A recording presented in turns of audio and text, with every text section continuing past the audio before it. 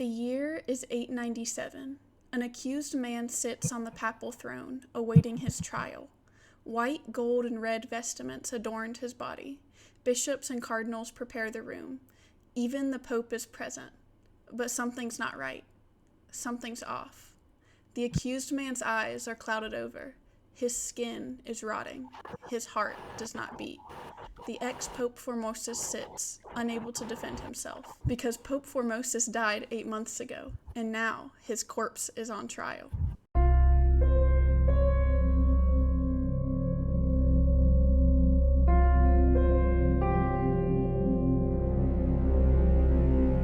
For 8 months, this guy was dead, and they're now going to trial. 8 months after he died, this guy is decomposing, and he's on trial. That's insane.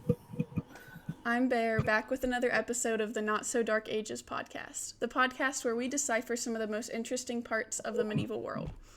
As usual, I have Jay with me in the studio today. Like y'all, he has no Hello, prior everyone. knowledge of our topic and is here to make sure our story is digestible.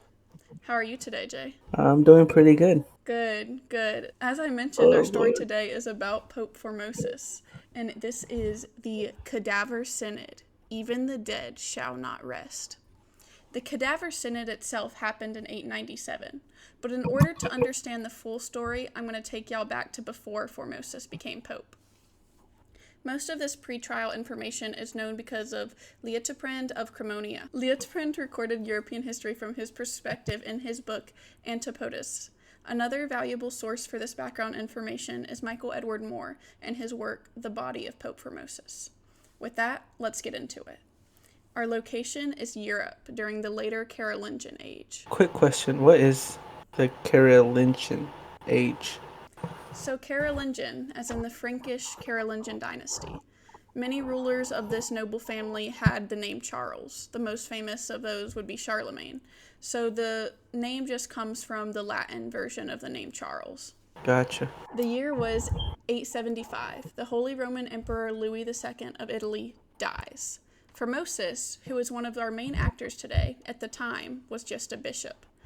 And on behalf of the current pope, who was John VIII, he invites the successor, Charles the Bald, to Rome to be crowned.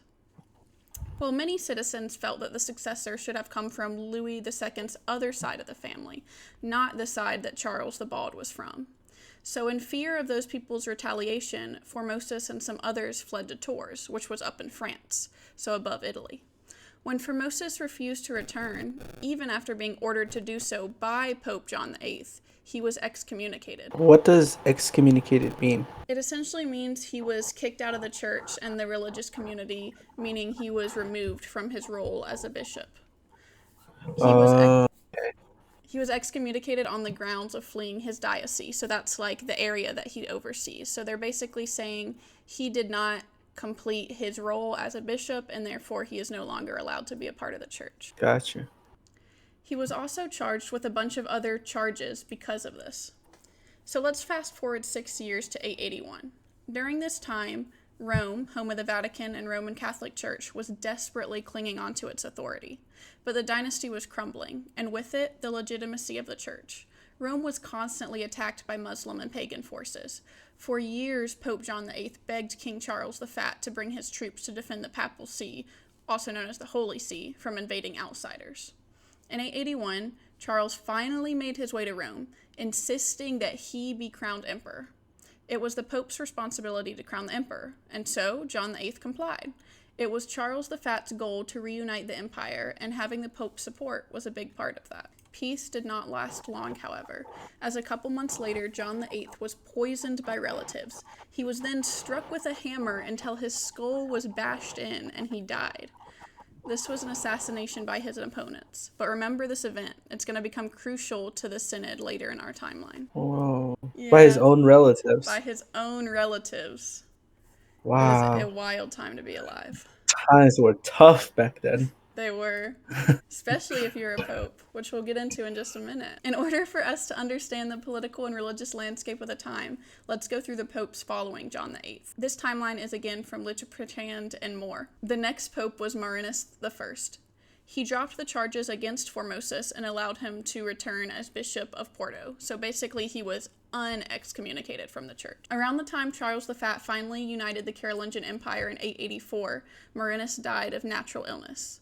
Following him was Pope Adrian III, who died a year later under mysterious circumstances on a trip to meet with Emperor Charles the Fat. In some of my sources, he was also referred to as Hadrian III, depending if you're saying it in its English spelling or its Latin spelling, but Hadrius and Adrius are both the same person in our story. It took a couple months for the next Pope, Stephen V, to take over, the reason being political controversy that delayed the process.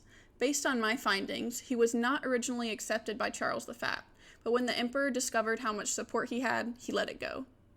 Stephen died in 891 in Rome, but before he died, he politically adopted Guy III of Spoleto as his son and crowned him emperor.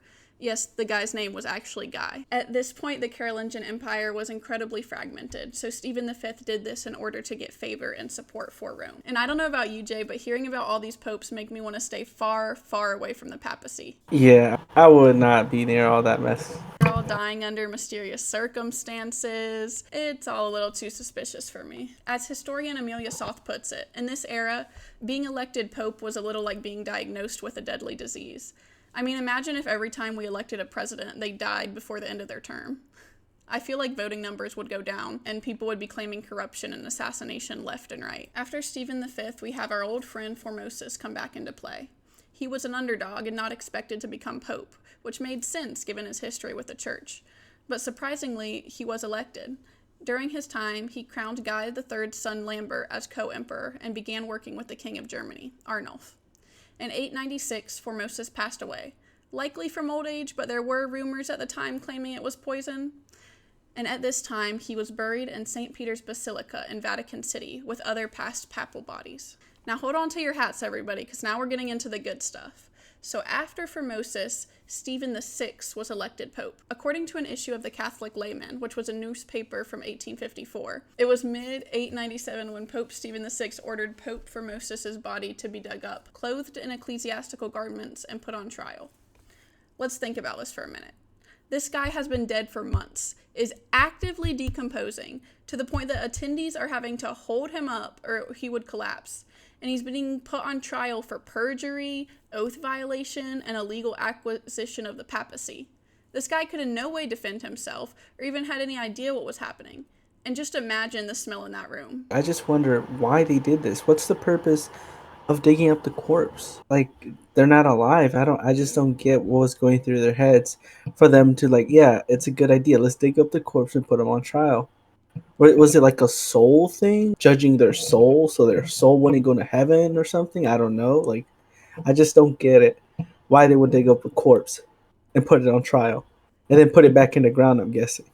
Well, it's mostly that Stephen VI wanted his body to actually be there because he wanted him to receive punishment, even if he was dead. So there were other bishops present, but it was mainly Stephen VI that was like, this is going to happen. And everyone just kind of went along with it, which is a little crazy. But imagine if our government tried to put a corpse on trial today. Like, there would be so much backlash. It just would not happen. I think the other guys are just afraid. Yeah. I think the other guys are like, if this guy is willing to dig up a dead corpse and put him in trial, what's going to happen to us if we speak against it? Let's just let him do his thing. Probably. Lord, that's crazy. And yeah, the smell, decomposing body. After 8 months of decomposing? Crazy. I wonder if like there was problems where like they would try and lift him and it, like bone would fall off and like, oh, put that back. I think that goes here. Let's jab it in him. Maybe so. I know they had to like kind of hold him up. Dang, that's crazy. The Annales Alamansi, which is a medieval record of Europe, says that a deacon had to be delegated in order to answer for Formosus.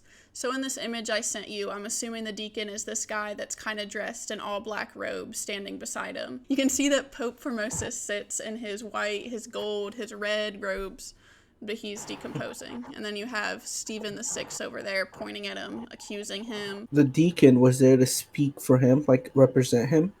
That's correct. So since he was a corpse, okay. He couldn't speak for himself.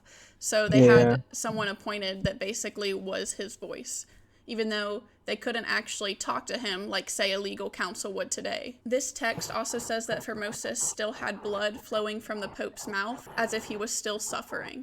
Now, I'm no doctor, but I don't think blood still flows that long after death. However, the message is clear. The sight was horrid. Yet they all just went along with it, which, like we talked about, that's kind of crazy, but maybe, like you said, it was fear.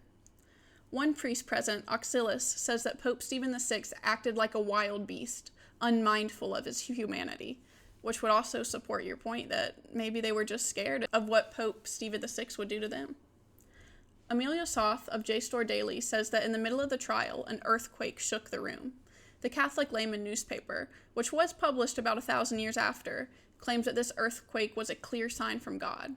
Yet, Stephen VI must not have seen it that way, because the trial continued. Stephen VI not only thought he was guilty of abandoning his duties as a bishop and illegally becoming the pope, but he also believed that Formosus had ties to the assassination of John VIII, which, if you think back to the beginning of the episode, that was the pope who had excommunicated Formosus and was then killed by a hammer.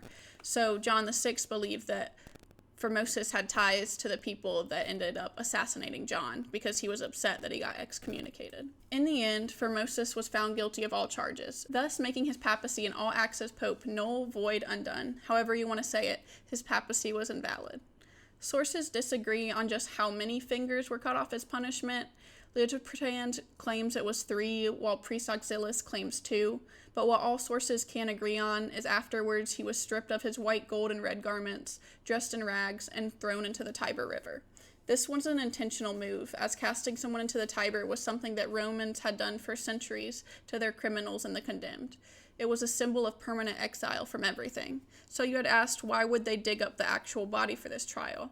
Well, that way they could mutilate it, cut off his fingers, and then throw him into the river rather than burying him. Later that year, due to uprising over the synod, Pope Stephen VI was imprisoned and soon strangled to death in prison. As for Formosus, his body was recovered by a monk, or perhaps a fisherman, depending on the source. He was then reburied back at St. Peter's Basilica, as a pope once again. So maybe our title isn't entirely true. The dead do get to rest, but only after having their corpse dragged, persecuted, mutilated, and thrown in a river. People often think of the Dark Ages as dull, or as 500 years of nothing. So I hope you come out of this episode with new ideas about all the intricacies at play during this time. From sabotage to papal elections to political drama to putting a dead pope on trial. The early Middle Ages are a lot more exciting than you think. And I want to thank you for listening to this very strange episode of Papal History.